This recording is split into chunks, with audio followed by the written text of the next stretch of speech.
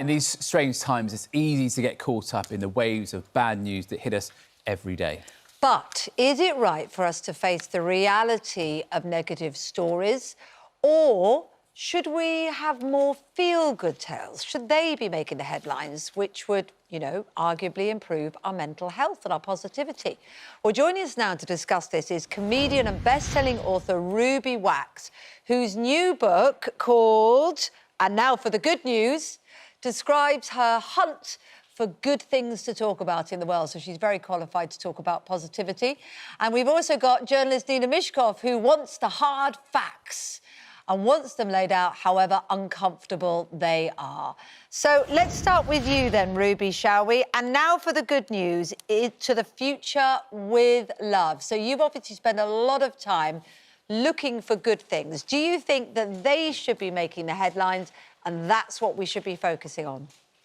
Well, look, we need to know what's going on in the news, except the way the news is presented is a kind of machine gun attack of, hey, today's latest disaster. So we have to watch out for that and just question that.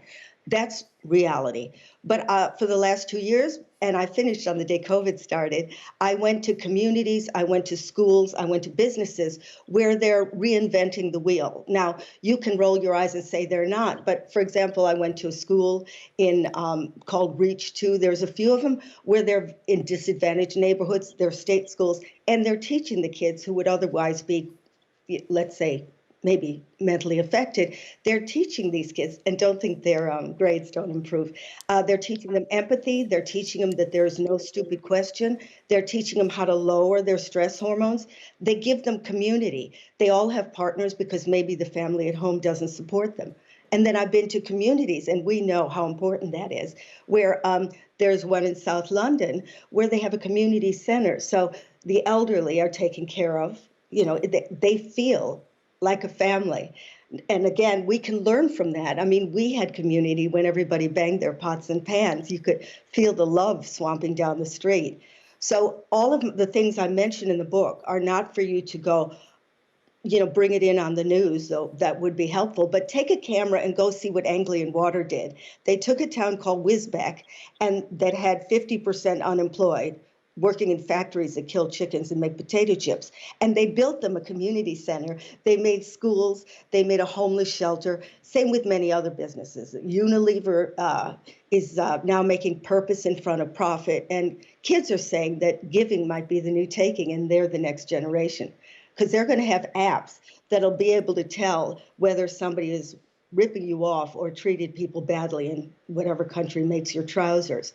So this is what's coming. It's in the future. It may work or it may not work, but I'm saying, look, it exists. There is technology out there that's working for humanity. Of course, there's people, we want to put them in the news.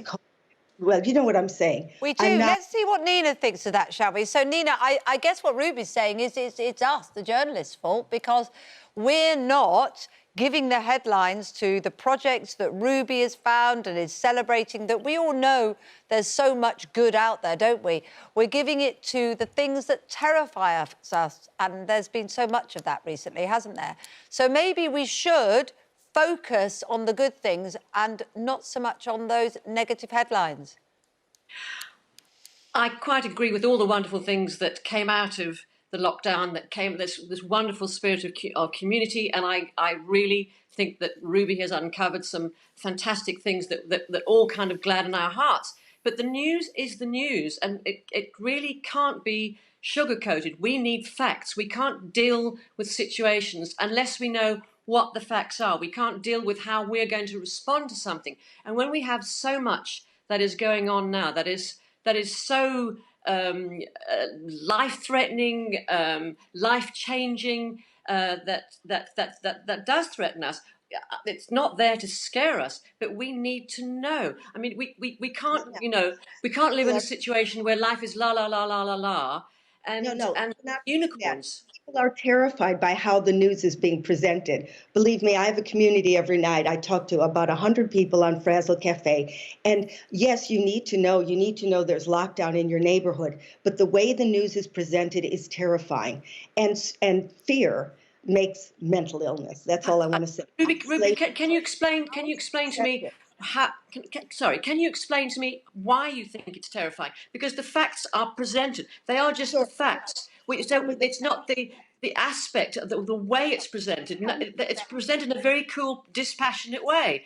I don't see why that should be terrifying. The facts themselves are terrifying, and we need to know them.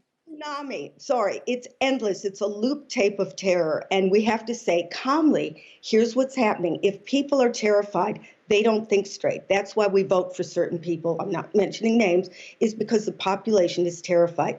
Community makes the fear levels go down. Then we can think clearly.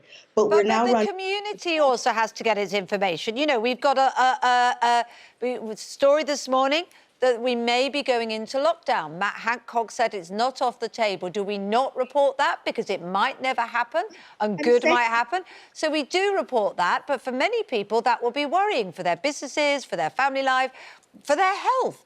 So, you know, you can't stop people being frightened of a situation that is frightening. But I think what Ruby's asking for is balance. Is that what you're asking for? I'm saying a balance. That's all I'm saying, is that rather than sitting in your homes and worrying, because, you know, of course you have to worry, but worry about the real thing. Worry about lockdown, not, oh, my God, I have to watch more news because who else is dead? No, I mean, nobody. Right. Ruby, nobody's forcing people to watch the news. If you watch the news once a day or once every couple of days, nobody's saying you've got to watch news 24 hours a day and terrify yourself. But you need to know the facts. Otherwise, how are you going to deal with things? We're very lucky that we live in a country where the facts are presented to us in a straightforward manner. We're not being fed propaganda, as far as I know. But you know, despite the best efforts of the government tries to fool us. Boris Johnson bumbling on about moonshot when we know that testing is absolutely impossible, an absolute nightmare for people. It is a nightmare for people. So we have to fight it. The news should be the news, and then we could get our comfort elsewhere. We can turn on a comedy show. I can't wait for Strictly to come back, so we can balance it. We'll get our facts right, and then know that balance it. Communities in London know that you can maybe create a community, and when you have it, and there's that compassion between them, they'll be able to do things while the news is running on, like pick up I know little towns, they have rubbish days, they pick up the rubbish, they knock on people's doors. You don't have to say it on the news, but my book is saying this is what's going on. If you want an alternative to watching television, go see some of these schools where they're teaching the next generation how to be more, how to be cooler, how to care about people. We have to be sometimes trained in that. Well, you've been on television this morning explaining that, so you've done your bit for that, Ruby, and your book as well. And Nina, good to talk to you too. Good to talk to you too. Thanks, Kate.